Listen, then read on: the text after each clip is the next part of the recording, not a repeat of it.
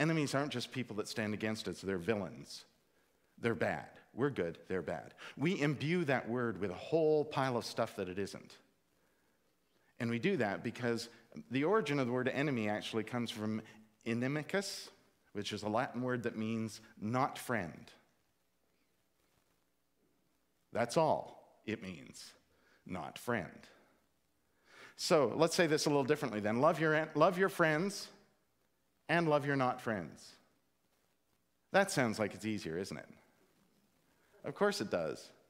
But then we start using the word enemy, and enemy is something different. Enemy is about something or someone that's evil, that stands against you. For instance, when we go to war, we have enemies. Of course, because we have enemies, we can now load up that word with a whole bunch of stuff. Because I want you on my side. And I want you to want to fight this enemy. So now I'm going to tell you more so that you'll want to. So that you're literally driven to want to fight the enemy. You have now totally lost all respect for them as human beings. In fact, you probably don't think of them as human beings because I've driven you to the point where they're not a human, they're an enemy. But that's not what an enemy is.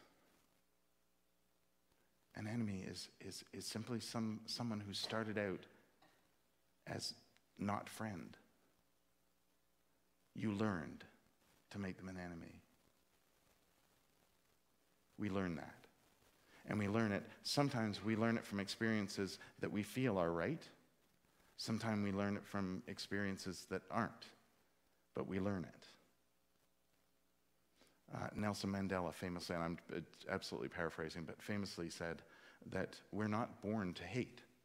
We learn it. We learn to hate.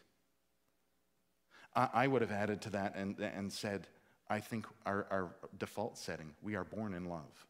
That's our birth setting. Think about it, we're made in the image of God.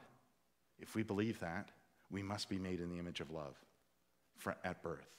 We learn something else. And Mandela says, we learn to hate. If we can learn to hate, then surely we can learn to love. It is the experience that we have.